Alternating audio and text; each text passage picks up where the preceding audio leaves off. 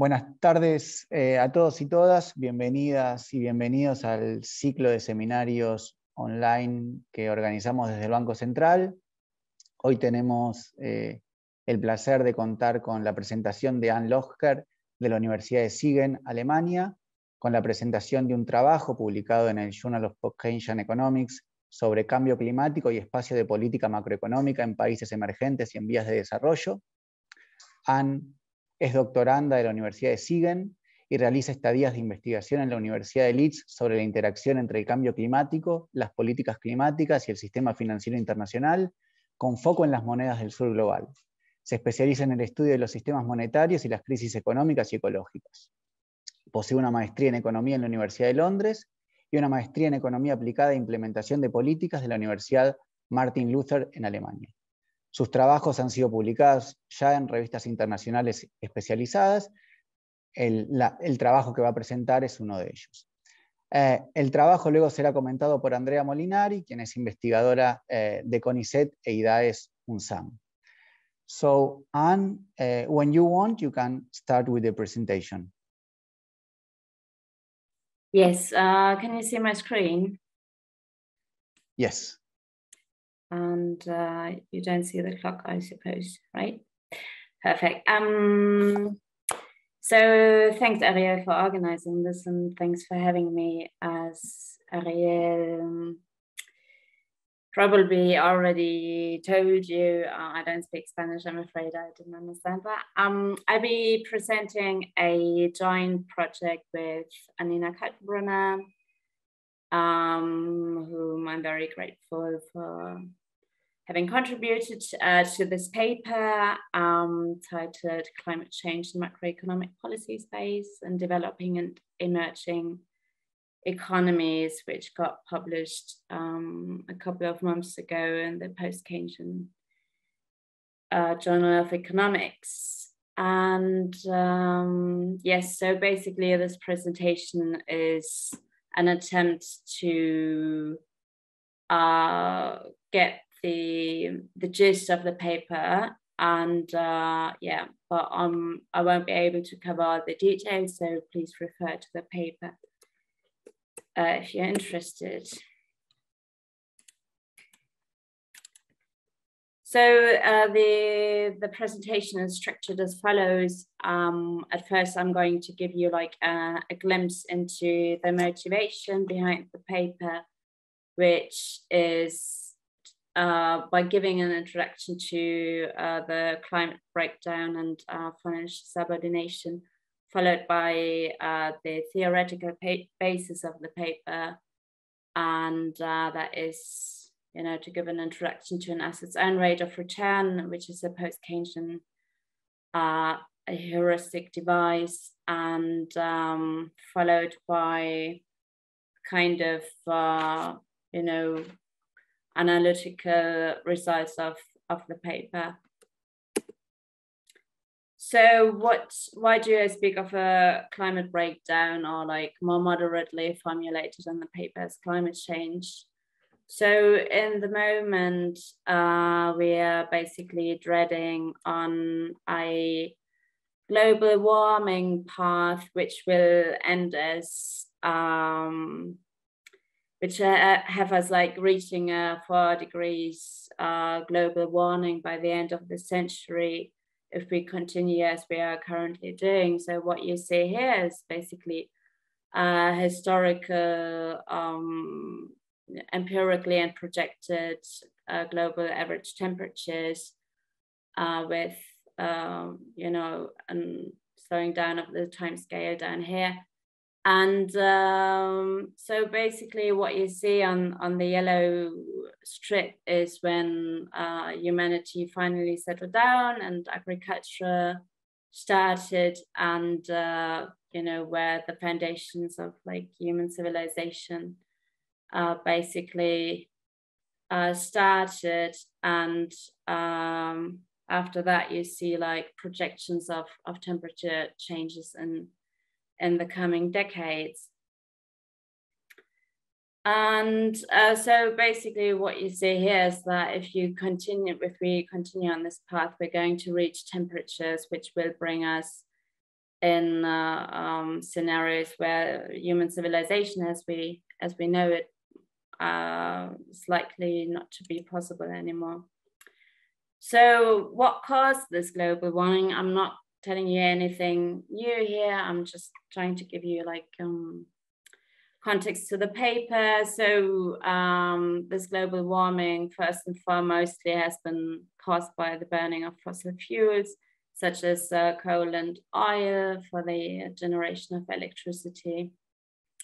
But also things like urbanization, use of fertilizers, livestock farming, deforestation, and the like played a role. And historically, it was especially Europe causing most of the CO2 emissions, as you can see here, in the course of time. And only later the USA and then China you know, joined the group of main emitters currently destroying our climate.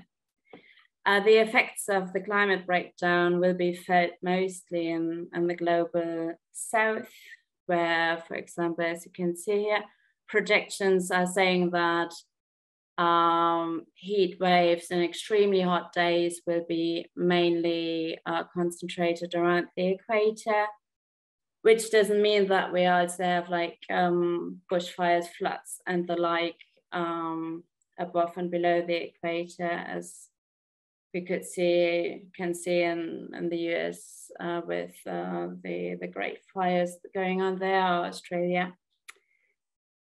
So, and like if you only look at climate anomalies and events in the past month, you see that around the globe, temperatures have been extreme. The Arctic sea ice extent was extremely low historically. We had massive flood in Pakistan, which displaced 33 million people. And so, yeah, and this is only like a superficial summary of what has been going on in 1 month. In Brazil, we've had the fires going on. So this is the first chunk of motivation for this paper. And the second one is basically our strong interest in the literature of financial subordination, which we define as the limitation of policy space caused by the subordinated position in the international monetary system. We are talking about currencies in peripheral countries, that is like low income countries with a low degree of industrialization. And our claim is that financial subordination has been prevalent historically, but has been exacerbated by international financialization. So the causes for financial subordination, first and foremostly, lie in the so-called currency hierarchy. That is the hierarchical ranking of currencies along their ability to fulfill the three functions of money. That is to serve as a means of exchange, a means to store value, and a unit of account. We have the US dollar at the top of the currency hierarchy, followed by the euro, pound sterling, Swiss franc, yen, renminbi, and the like. And among the lower ranks, you find peripheral countries' currencies, which is also going to be like the focal point of this presentation today, which convey the lowest degree of the so-called liquidity premium. So the liquidity premium is like a measure of how liquid a currency is. Liquidity we understand as basically the ability of convertibility as quick and at extremely like at low costs into the currency hegemon, which is the US dollar. And the liquidity premium itself is basically, as I said, a measure of this, the degree of liquidity attached to a currency. And if you convey over assets with a high liquidity premium, you convey over a potential convenience or security, because this liquidity allows you to settle liabilities, which becomes particularly important in times of higher uncertainty, when unforeseeable liabilities come due. So basically, the currency hierarchy is an attempt to conceptualize the different ranking of different currencies along their liquidity level. And causes for this currency hierarchy are basically historical path dependencies, because if you, as a military superpower, are able to determine the unit in which your liabilities are to be settled, you basically have, sorry, I'm a bit off. Basically, so colonial powers in the past have been able to determine the currency in which their debt contracts were to be settled, which kind of set off historical path dependencies, which has led to colonial European countries to have a currency which is used in international contracts and international debt settlements and the like. And therefore, there's a strong colonial legacy and heritage reflected in the currency hierarchy, basically, with exceptions such as the Swiss franc, because obviously not only power determined the position of one's own currencies in the currency hierarchy, but also the ability to produce foreign exchange of like high-ranking currencies. And the way you can do this is by having a so-called high foreign exchange productivity, that is, by having complex exports with a reliable demand. And this currency hierarchy, or the effects of the currency hierarchy, can be said to be aggravated by international financialization, which is an increase in cross-border flows into new destinations quantitative-wise, which often goes under the name of financial globalization, and qualitative-wise, which is a changing nature of those capital flows, with portfolio flows being the more dominant form of finance nowadays, and replacing traditional forms such as bilateral loans and the like. And such processes were set off in the 1980s in Latin America, Asia, and former socialist economies in the 90s then. And since the 90s, also African economies became more and more exposed to portfolio flows,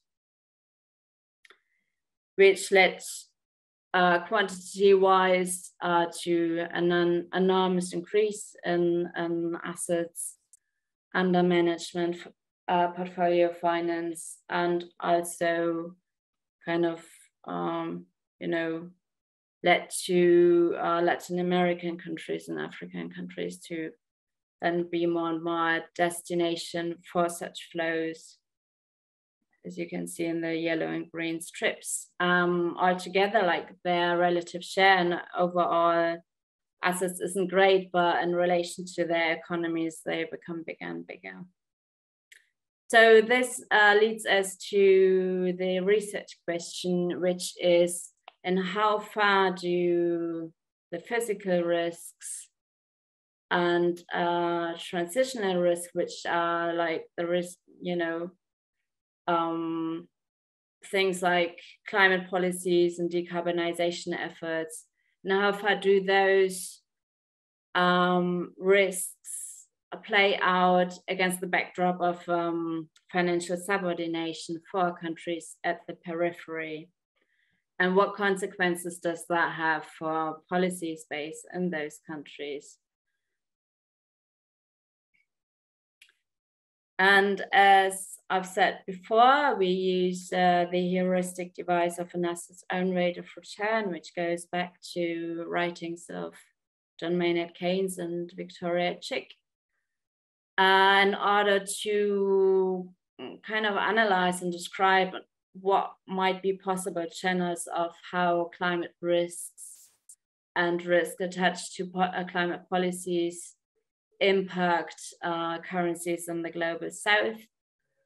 And so they rate an assets or rate of return, here abbreviated as R, is in simplistic terms the sum of the yields attached to a financial asset, that is the interest rate paid on assets denominated in a certain currencies, deducted by the carrying costs attached to a currency, which we here define as the potential costs for investors of holding those currencies. That is the potential for capital controls, which might prove costly if an investor goes into a country and then experience difficulties to expatriate their funds again,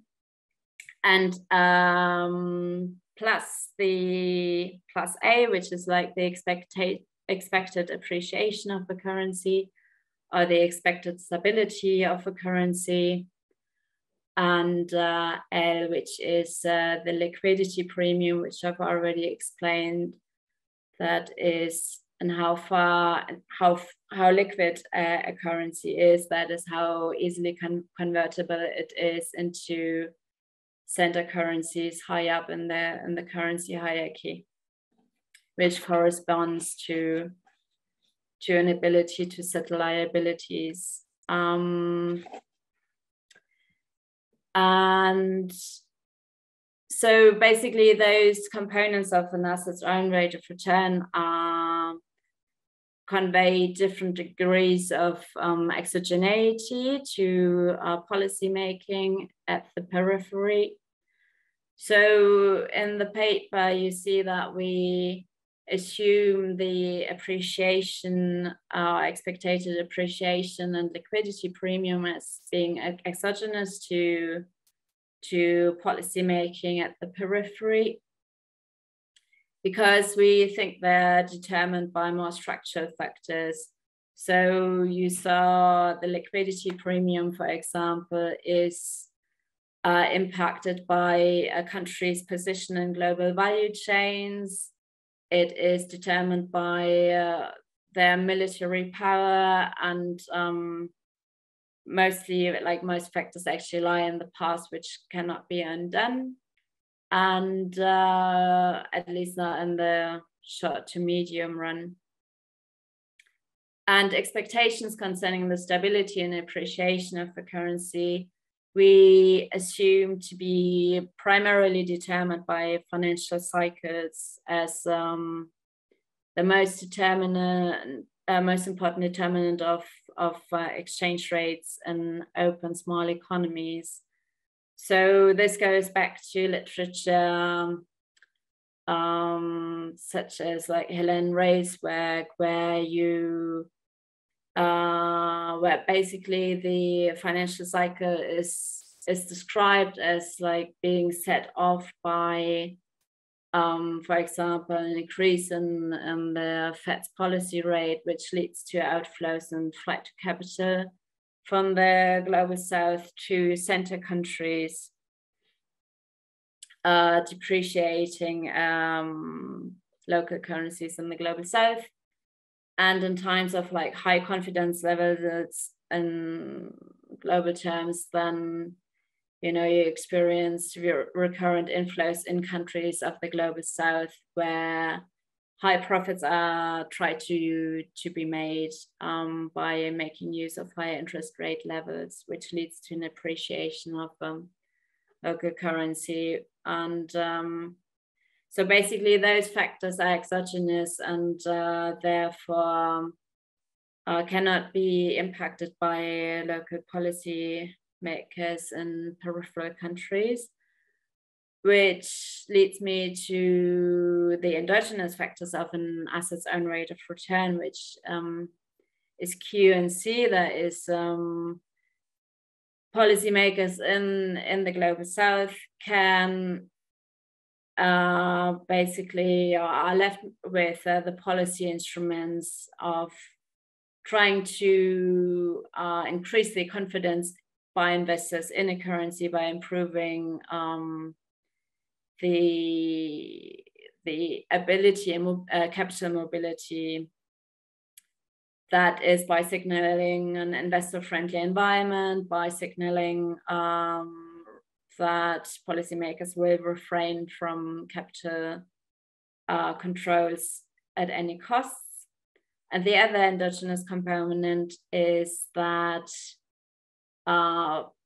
policymakers can jack up interest rate levels to make investments in their country and their currencies more profitable. So those are basically the two policy options left. And basically this is a graph taken from the paper where we are trying to summarize in how far the currency hierarchy establishes the balance of payments constraint, that is countries' policymakers need, especially central bankers need, to manage the need to intertemporally balance assets denominated in center currencies with the liabilities in those center currencies, which, as I described before, is basically a very strong limitation and restriction to policy space, as policymakers in those countries have very reduced policy options at hand. That is liberalization policies and interest rate increases.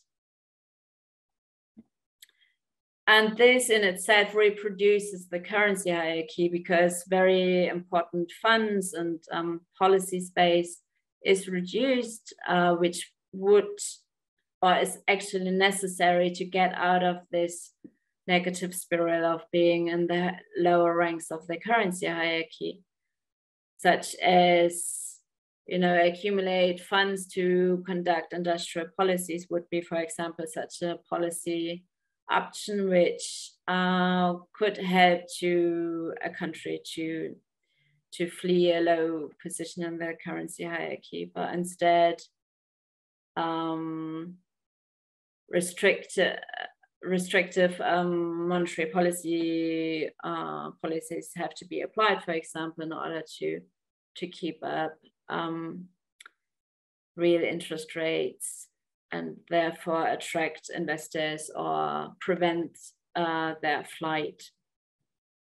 So therefore, there's a vicious cycle of like the currency hierarchy playing into the balance of payments constraint, reducing policy space, which in itself again feeds back into the currency hierarchy. And so now coming to the question of the paper, which is how do climate risks and risks attached to climate policies actually have implications for those processes? So what we elaborate in the paper is that we assume that climate risks, or the exposure to climate risks, like transitional and physical risks, will negatively impact countries' liquidity premium in peripheral countries because peripheral countries or low-income countries' export structures very much dominated by the export of primary commodities, and those primary commodities will be negatively impacted both by physical and by transitional risks. So if you look at agricultural exporters such as Argentina, you will see that especially the physical risks of climate change do reduce productivity levels, especially when fertile land disappears, sea level rises, and there's a spillage of salt or seawater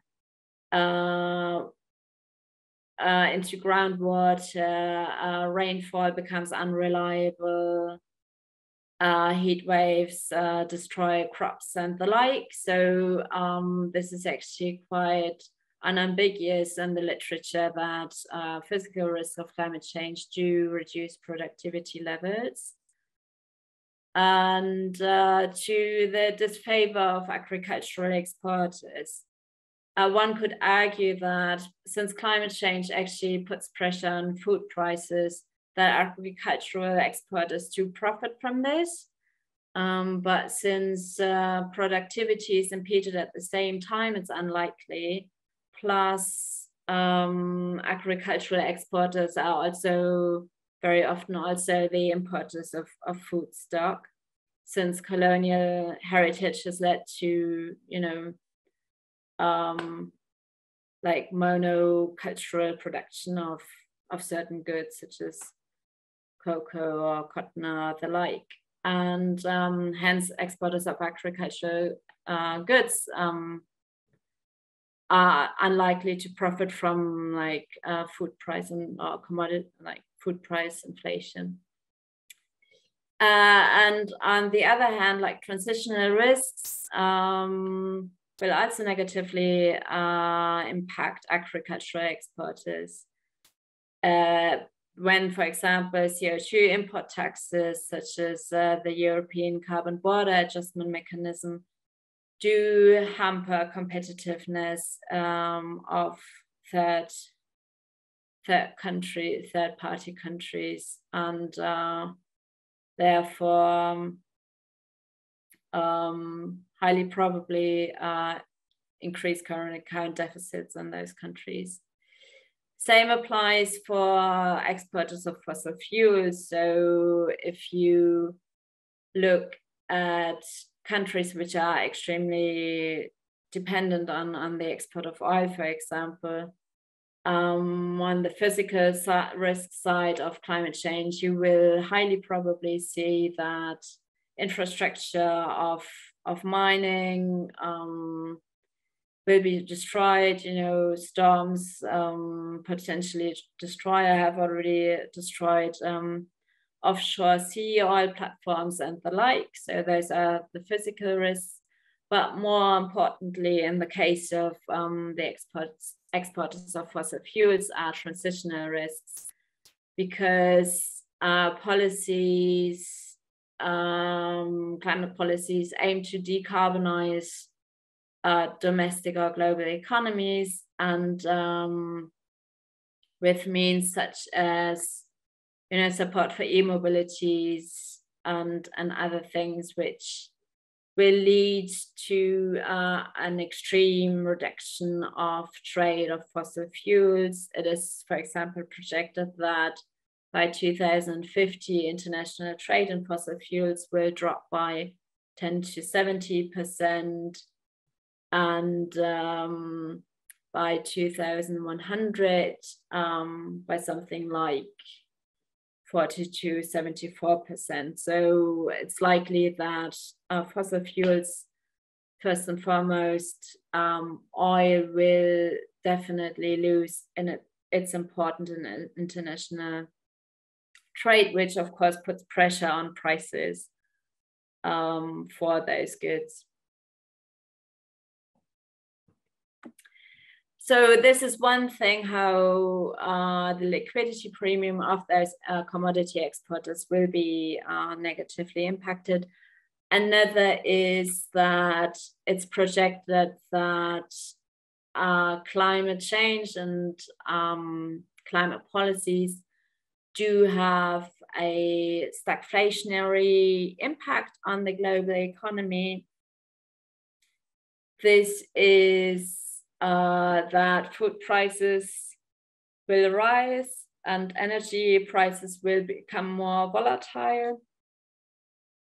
On the one hand, on the other hand, recessionary pressure will be likely to be the result of impeded productivity levels, which is said to contribute to a stagflationary pressure coming from climate risks and climate policy risks. On the other hand, the other exogenous component of an asset's own rate of return, that is the expected appreciation or stability of a currency, is likely to be impacted by higher global uncertainty levels. So, for example, there is a high risk coming from stranded assets. That is, our current global economy is highly invested in fossil fuels, and once there's like a extreme divestment set off from fossil fuels, this destroys assets held on financial investors' portfolios with unforeseeable effects on the global economy. And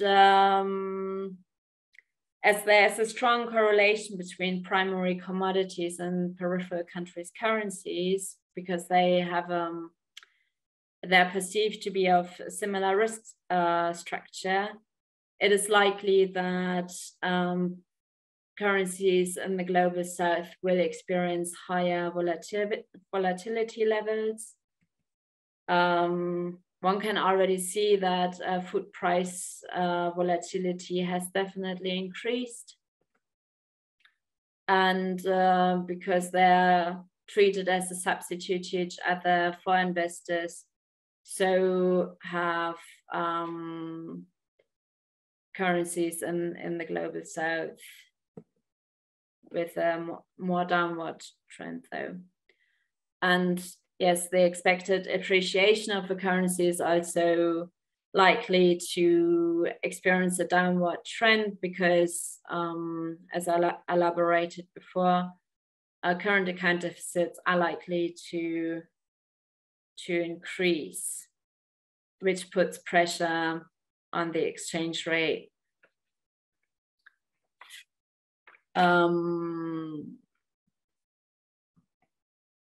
So in the paper, you've got this admittedly complicated graph where in detail we kind of try to graphically represent and how far effects coming from climate change and climate policies and effects coming from the international financial system play out in respect to short-term expectations of the exchange rate value and the liquidity premium. So I'm not going to walk you through all this, but please refer to the paper. And well, so what does that imply for policymakers in peripheral countries. So basically, if you look at what I talked about before, the assets own rate of return are the endogenous components of this are basically that policymakers in the global south then can, in order to uphold the acceptance for their currencies, try to reduce carrying costs, that is, ensure investors that they will refrain from capital controls, and another means to ensure confidence is basically to de-risk investments. De-risking measures might be, for example, for central banks to hold foreign exchange reserves in order to ensure investors that there are enough funds in order to convert local currency into US dollars or euros or the like. Which has been actually a very prominent strategy since the great financial crisis 2007-2008. And other de-risking measures might, for example, be, by taking risks on public balance sheets and for example, pledging investments with public funds or the like. And another policy rationale, as I've already pointed out to, would be to commit to contractionary monetary and fiscal policies, that is, high interest rate levels, low public investment levels, and basically to keep up the real interest rate level. So coming to my conclusion, the paper, it's more of an analytical paper. We are not able to prove this empirically, but our assumptions would be that given that processes at hand, that climate transition vulnerability, that is the vulnerability vis-a-vis physical and transitional risks, contribute to financial subordination. As we defined it before, there is a reduction of policy space due to a subordinated integration in international monetary system. And channels through which this takes place is basically that climate transition will likely increase external liability stocks of commodity exporters, both physical risk and transitional risk impact both exporters of agricultural goods and fossil fuels.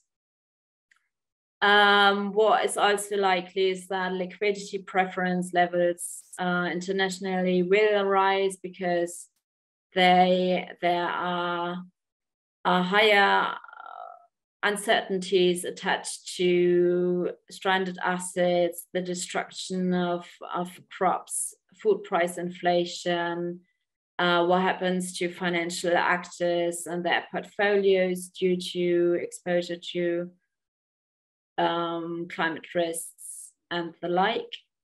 And this is likely to put downward pressure on peripheral currencies exchange rates, and it can be expected that this in itself also produces self-fulfilling expectations of higher volatility levels of those peripheral currencies. And yeah, basically what is left to policymakers in peripheral countries is to commit to policies which are actually going against their own interests. Because if you jack up interest rates, then you basically introduce recessionary pressure in your local economy, and and by committing to a liberalized capital account, obviously you take away your own policy instrument of capital restrictions if needed. That is when global uncertainty levels rise and you need to clamp down on flight to quality.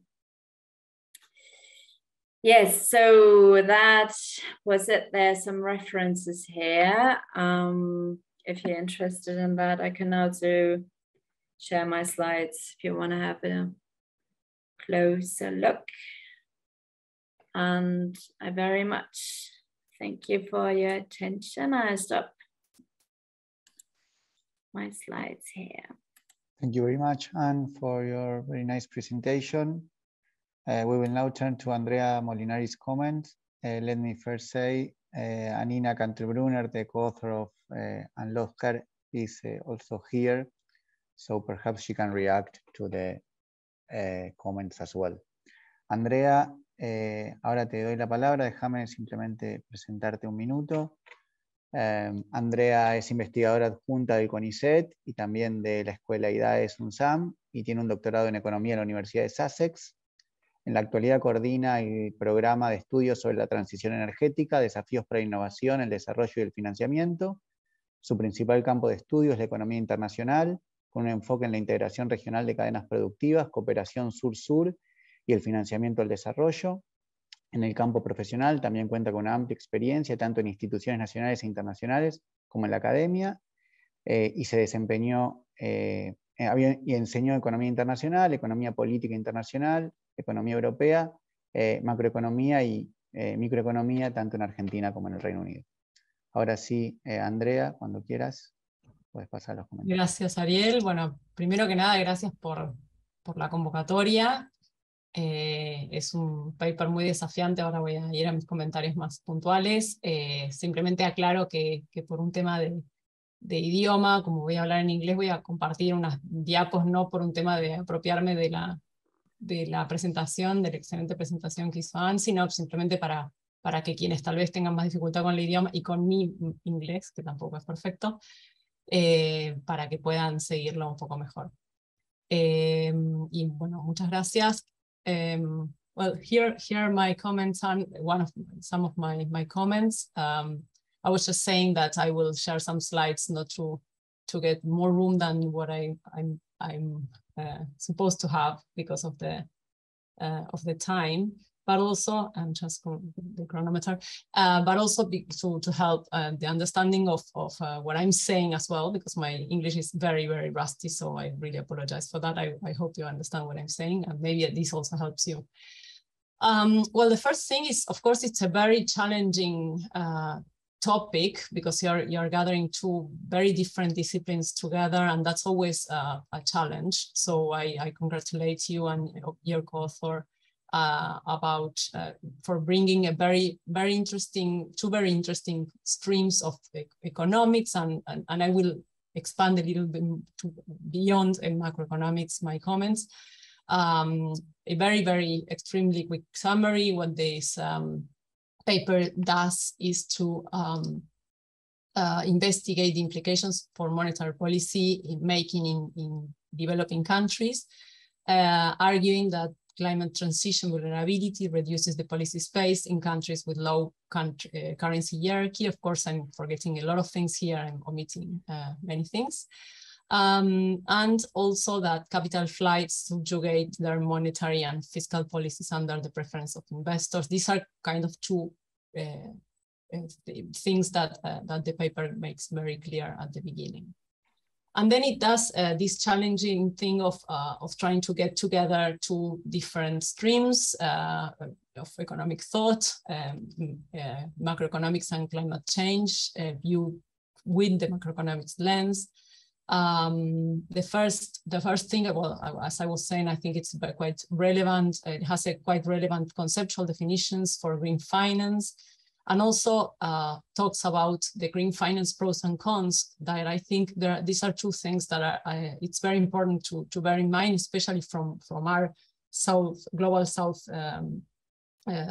lens, because it's something that we believe it brings opportunities, but it also brings challenges. So I think that it's important to always bear in mind these two sides of the same coin.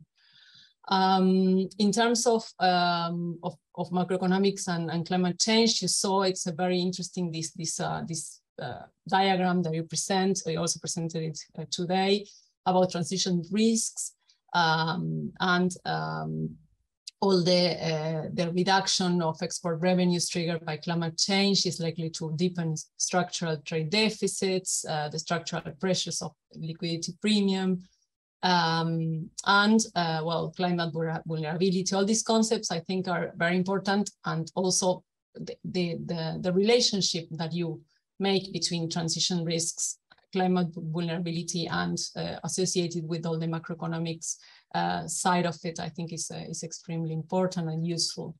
I was also interested in reading about the public sovereign profiles. This is something I work with. That's why it's also called my attention in terms of the sovereign ceiling. I really like this expression in terms of maybe multilateral development banks and international financial institutions becoming more symbolic than material, and their relevance to also impose an agenda in this area.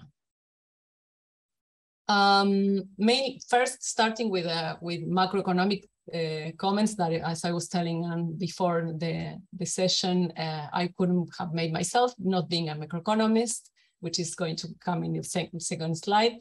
The paper seems very complete, and Pablo was telling me that he would maybe follow with comments that climate change has additional effects on the current account in terms of the changes in trade routes due to the Arctic ice melting, and that also affects these. The high liquidity premium also affects the insertion of developing countries in value chains, as the VIS has published in different occasions. And also that developing countries usually have public companies in key sectors, such as energy, and that will also be strongly affected because it further deteriorates the access financing capacities of these companies. Of course, these three things I am able to perhaps start talking about if you are interested, but these are I didn't want to stop to omit this very interesting macroeconomic comments coming from a macroeconomist, which I think Anina knows a little bit better. In terms of my own comments, I think that, of course, this comes as an incredibly relevant, not only, of course, in terms of the long run and the short run and the medium run, but also because of we are supposedly about to confront again La Niña, following El Niño. All these things are very, very, very important. Of course, you also made a very good introduction in terms of all these graphs that you showed at the beginning were very motivating in terms of understanding the importance of this issue. If some of us might not be enoughly convinced, for those of you who are not enoughly convinced. Not being a so-called macroeconomist, I found the paper was very accessible, articulated, and had pedagogic definitions of complicated, and especially for non-economists, which is what I became more in my teaching positions. When Ariel was saying that I taught macroeconomics over 10 years ago, I really I feel like this has been like 4 or 5 past lives in my experience. So that's why I also speak from this other end, which I'll tell you at the end which end I'm speaking from. I found that the paper is very accessible and has very extremely important and interesting and easily accessible concepts and phenomena. I really learned a lot, or refreshed my memory. Some of these concepts were not even defined when I studied, but I think that this is even when I taught. It talks about the currency hierarchy. It talks about liquidity premium, flight to quality, and these are things that maybe many macroeconomists talk about, or many economists talk about, and I think that it's an addition of the paper. Of course, it's not the intention of the paper, but I think that the fact of being very clear and very succinct and very, I don't know, very pedagogic about it has to be highlighted. International financialization and financial subordination. I think, well, to say a few, I think these were very, very interesting to read, to understand them in this concept, in this paper. Then, when we talk about restriction externa or balance of payment constraints, it talks about the country forcing itself to export out of debt, the purchasing power of local population waged in the depreciated currency of imported goods. I found these phrases very motivating, extremely motivating and clear, and again, and I think pedagogically speaking, very, very useful. And then I saw a comment which I cannot stop. I have to say something about this. It argues that the state has a role, or this is the way I interpret it. It says that although the focus of the policies on policy space has been criticized for its statism, and I stopped there. I mean, I would not criticize. I was feeling that maybe this is a revisor's request, and then maybe you just felt the need of putting it, and then it's of course it's fine, but I don't position myself in these kind of issues, and because I think that the state has to be part of this. This is something that all of this is without the state would not be. Of course, it's also operated by the private sector, and there's, I mean, of course, a role by the private sector, but without a very active state. And we are in a central bank seminary, which is talking about and thinking about these issues. This would be impossible. So I think that at least for the way I would think these policies, I think it's extremely useful that the state understands them, and that's why I also value, again, going back to this pedagogic dimension of the paper. I would perhaps suggest to briefly differentiate a little clearer, if it's possible, mitigation from adaptation, pros and cons. These are different issues, and for what are developing countries, sometimes they all these commitments that we ourselves get into, because we don't want to be away out of the world, sometimes make us put us in a place where, I'm not talking about China, of course, but put us like middle-income countries and especially the least developed countries in a position that they have to mitigate, and this is not something that perhaps would be fair, and they don't contribute too much to the emissions. So that's kind of a more or if a comment more coming from the climate change literature. I have some questions, maybe are very basic. One of them is, you talk about these. I'm not familiar with this literature, but I was thinking that sometimes the paper talks about least developed countries, like the poorest countries, and sometimes it feels like it's talking about middle-income countries, so middle-income developing countries. So of course, I'm more interested in middle-income developing countries. That's where I'm from. That's my region of study. But I think that it would be interesting to understand that there are differences. Of course, I mean, you're talking about an underdeveloped financial system that is common to all of us, except perhaps China already. But I think that perhaps maybe granulating that a little bit more would be useful, or global south. That's also a very, very extensive, very concept, and perhaps it would be interesting to understand exactly what kind of countries you have in mind when you're talking about these policies, or perhaps you have different countries, different groups of countries in for different policies. No? And also, I would include perhaps a definition of climate and the brackets transition vulnerability. I wasn't really. I was a little bit, well, maybe what do you mean with the brackets? Maybe there, maybe this is something that it's colloquial and it's something that is used, but I would be interested in knowing. And then you're talking about technological innovation associated with climate transition, and maybe one of the questions that I was maybe trying to answer in my head is whether some of these would be resolved or at least partially mitigated if decarbonization efforts were to bring better local innovations, better more capacities in the country. Of course, this is also a little bit utopic. It's a little bit an expression of interest and of will, but I think that would be interesting. In terms of suggestions, I would go very, very quickly, or additions, suggestions, ideas, because I come from a more interdisciplinary approach. Although I'm an economist, I started working a lot with other disciplines, and I think that maybe one of the first comments that came to my mind is this also affects other issues, which are especially important in Latin America, like political, social, cultural spaces, and not only the economic one. And then when you talk about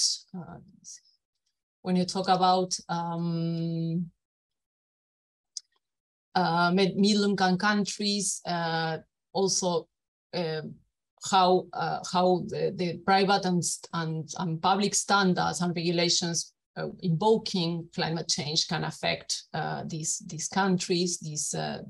Both the financial and the trade flows would be interesting. And also to mention that some of these things also come with conditionalities, mostly imposed by industrial countries, using multilateral development banks or the general international financial institutions as vehicle. But perhaps this is what you refer as sovereign ceiling. That's my interpretation of what you refer as sovereign ceiling. And then what my friends tell me, well, I will add one question that I just saw when I saw your pyramid. Where do you think that would the renminbi currency, the Chinese currency, be in the pyramid? Because I didn't see it there, so maybe it would be interesting to understand how you see that, because I would put it at the very top, perhaps, because talking about liquidity, but I don't know if that means liquidity worldwide or not, but I mean, just as out of curiosity. And then just a spin, maybe activo, no sé, I don't know how you say that. I guess that you say it is spin is when you publicize something.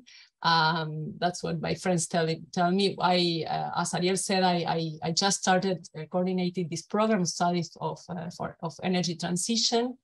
And I will just use 1 minute to tell you what it's about. The idea is that energy transition should meet 6 conditions: inclusive, dynamic, stable, federal, sovereign, and sustainable.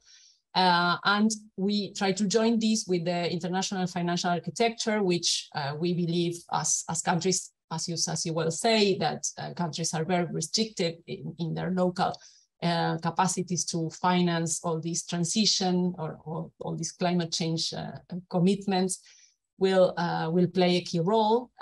This is not only in terms of the public, but also in terms of the private sector or private finance.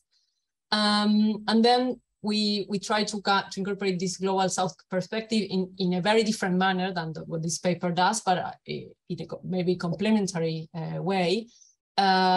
Thinking that the financial system response must contemplate the global South's need for international financing, institutional limitations, small size of long-term domestic capital markets, potential impacts of climate change on global South's external performance, and external great long-term needs. This is just to say that the new international financial architecture has its own challenges. So we are asking a lot from an architecture which is already in tension. But we try to adopt in this program a comprehensive approach, try to mainly answer 2 questions: how do financial structures support and subordinate productive and technological development? And the lack of domestic financing and close links between these. We mainly focus on Latin America, middle-income countries, but we could say these productive matrix and energy trade balance incorporate the international dimension and the architecture, financial architecture for financing energy transition. So with 3 objectives, we talk about that we are starting to look at the dynamics of energy transition, industrial policy trends, and global renewable energy value chains. We are trying to map these international financial institutions, energy transition financing, regulations and conditionalities, and we try to identify innovation projects for energy transition. Sorry, there's a lot of jargon here, a lot of, but I wasn't thinking of presenting this. It was just my machete, my ayuda memoria, my memory stick. So that's that with my comments. Thank you. Muchas gracias, Andrea. Thank you very much, Andrea. Given that also Anne's co-author is here, Nina Canterbrunner, perhaps both or just Anne want to react to the observations and questions and comments by Andrea, and then we can turn to the Q&A sessions. Then luego vamos a pasar a la sesión de preguntas y respuestas. Pueden dejar las preguntas por el chat, o eventualmente quienes trabajan en el banco podemos levantar la mano y les dejamos el micrófono. Anne? Hey, Andrea, thank you so much for having read the paper so thoroughly and making time for this. And yeah, thanks a lot for your very valuable comments. First of all, before I forget, I'd be very interested in reading your work on the Proti. Sounds very interesting to me. Yes, and I took some notes, but I'm not very confident that I captured all the questions you posed. So first of all, yeah, very good point. We don't very clearly address adaptation measures, and it has been like rightly criticized that most money goes into mitigation measures, which is, as you rightly said, actually ridiculous given how little CO2 emissions are actually coming from the global south. And I think, if I'm not mistaken, 90% of funds going into like green finance actually go into mitigation, which I think has a lot to do with the national determined contributions set by the Paris Agreement, where adaptation measures have been neglected, definitely. And yes, and this should be made clearer in the paper. And so thanks for that. And in terms of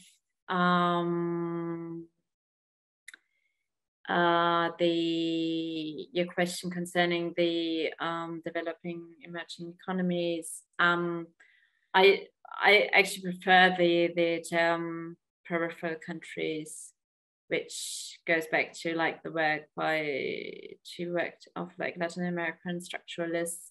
That is like countries which are highly commodity dependent and have a low position in the international currency hierarchy. But which also include like late industrializers such as Southeast Asian countries to a certain degree.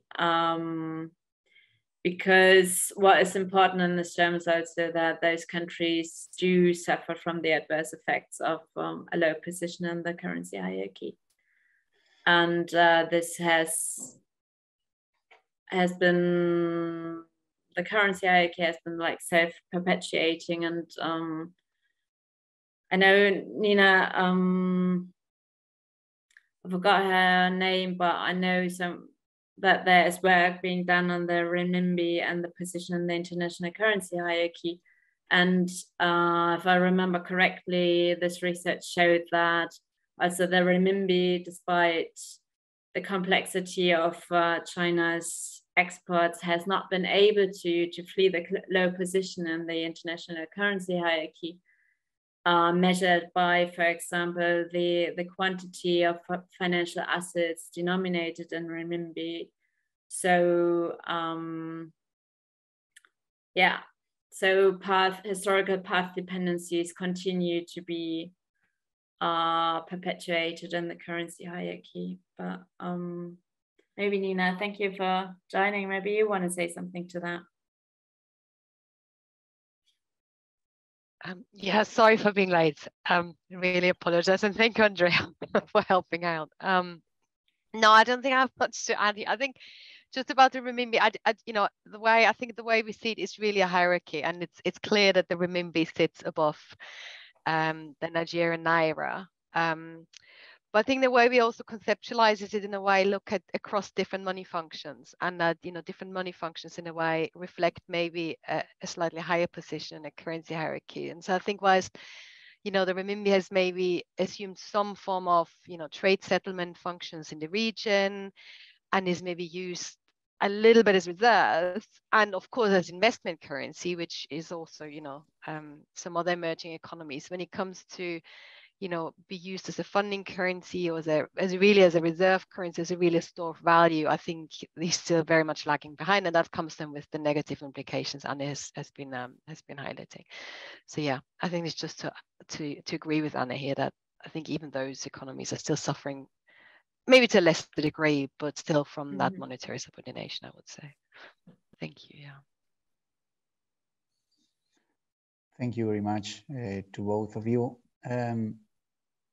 Por ahí hay alguna pregunta de la audiencia. ¿Alguien que quiera hacer algún comentario, alguna pregunta? No veo manos levantadas, no veo nada escrito. Okay, I will ask then. I have a sort of comment and question related. I am quite from being an expert on the climate change issue. So what I found very interesting is the fact that a conclusion that that can emerge from the paper is that there is a sort of trade-off between physical and transition risks, in the sense that perhaps trying to solve the physical risks, you end up aggravating the transition risk, in the sense that, for instance, what is very clear is the need to open the capital account indiscriminately, and this creates financial imbalances and so on. But there are also problems related to the need to solve the financial risk by investing or increasing the import of technologies that are green technologies, and it would strengthen the structural trade deficits that the economies usually face, emerging economies usually face. So there is a sort of trade-off that I did not notice in the literature. And the second one is more a question, which is if we could, broadly speaking, say that Grace turned Mandel-Fleming trilemma into a dilemma. When you apply the problem to the climate change, you don't even have a dilemma. You have one option, which is I need to open the capital account because of the problems you raised. And this leads us to, okay, what to do with this vulnerability? Is there a solution to the problem? I was asking before, it's not the topic of the paper, but perhaps you have thought about it, about the possibilities for the countries of the global south, perhaps to act together and not individually to strengthen their position. I don't know, perhaps there is something you could add about it. Thank you.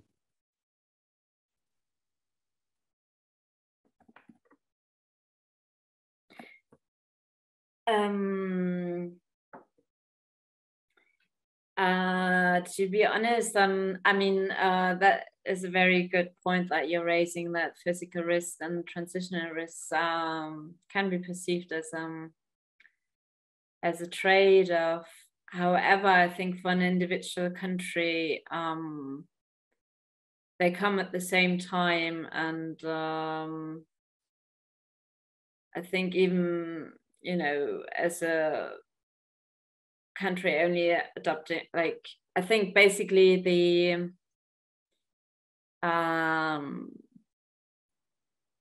effects lie very much outside of individual peripheral countries' ability to cope with them, because transitional risks are very much coming from like global processes and mechanisms, and so are physical risks. And I think given the challenges at hand, even having enormous funds invested in adaptation measures will be hard, I think, to curb things like heat waves, for example, and the like. So yes, and the question which always arises is like, what possible solutions might there be? And of course, it would be interesting to see in how far, or like grouping together global South countries and trying to cooperate to lean against like the adverse effects of the monetary system might help to cope with those negative mechanisms. However, I mean, we see what's happening with the OPEC and other attempts to do so, and I don't think that I'm not too optimistic, even though I think it's worth a try to collude and put together and put pressure on like international organizations to push for things like reparation payments and that for climate swaps or the like. But I think the sources of the misery lay much deeper, and I think as long as we don't manage to like internationally with all countries acting together manage to reform the monetary system alongside finding ways to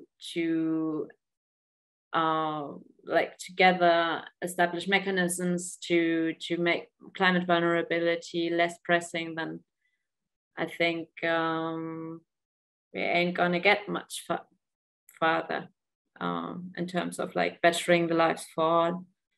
So what I think of in terms of like reforms is, for example, a proposal John Maynard Keynes has come up with a couple of generations ago, who proposed like an international clearing union with fixed exchange rates, like a central bank of all central banks, which manages like capital flows and which kind of tries to avoid the adverse effects of like free capital mobility and the like. Though this sounds very utopian, at some point on an international level, those ideas were being discussed. But I mean, actually, I'd be more interested in what you think, what the possibilities would be, from a central banker's perspective. Yeah. What you think, if not capital controls or cartels, what else? The real question is very good. The issue is that in Argentina, capital controls are problematic for more short-run reasons. So considering the climate change, whose risks are difficult to assess, is also difficult and usually have to be postponed for dealing with more short-run issues, as I say. So that's why I am not an expert. I was asking because of that. Emmy, you want to ask something? Thank you very much for your presentation. It's incredible the many things that are attached to this topic, and I would like to share with you the thing that I was thinking, that this all related to climate change, transition impacts, and physical risks are related to real things. So maybe it's an opportunity to attract all the foreign direct investment, looking for new real low carbon energy and everything. So maybe it's we are entering an era of more mobilization of real investment. So for developing countries, it's a great opportunity, and this should be taken into account, because there is short-term impacts and long-term impacts, and that different timing gives you the space to accommodate. And as Ariel was talking about, try to attack the dominances of all the things that makes the emerging markets face a dilemma. Maybe we have to give you time to give us time to attack the dominances and increase the space. So we can take it as an opportunity, but thank you very much for your presentation. Anne, perhaps want to react, chat, or Nina? Oh, I think Andrea had a question. She seemed to have a reaction. Yeah, I was trying to raise my hand. Like I just didn't know how to. Sorry, we have so many different ways of communicating. Yeah. No, just one addition to what Emiliano was saying. Of course, FDI flows more than welcome, as long as they also generate capacities in the country. No, because if we keep up. Of course, we need a lot of investment and a big time investment, but to highlight the need of generating local capacities, especially in middle-income countries like ours. Maybe it's not possible, something feasible in countries which are very, very underdeveloped, but Argentina has, I think, an opportunity there, just to add on that. Yeah, I might just maybe quickly come in here. I mean, I think it's both, isn't it? I think it's about, attracting maybe more productive for an investment, but maybe also, and I know this is difficult and it might come across as naive, but also to really see how one could locate domestic financing and potentially regional mechanisms either way. And we know this is difficult, but I think purely relying on external finance just brings, because foreign direct investment comes then also with dividend payments and profit payments, which again can have balance of payments implications. So I think it just is a multiple strategy in the end, I guess. Yeah, one more thought. I mean, you treat in your paper, this is what I was mentioning by mail to Anne, perhaps you treat in your paper the movements of the exchange rate, the variable A, as quite exogenous. I think in the medium to longer run, this variable could be endogenous. I mean, it's not actually independent of what you do with your policies. I mean, perhaps raising interest rates is a way, jointly with some macro stability, to decrease this variable or increase it, depending on the.